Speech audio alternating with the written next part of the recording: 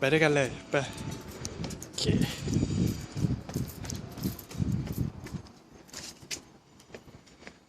ว้าทางเดินเหมือนไอ้นี่เลยอ่ะ Spirited Away ข้างๆโอ้ตรงนี้เป็น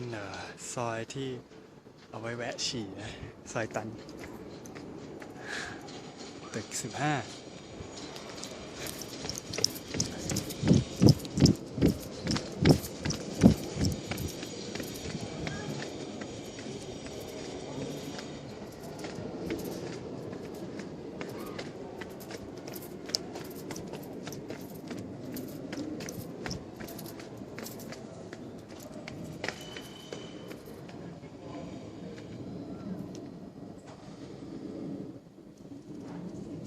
เมียวเมียว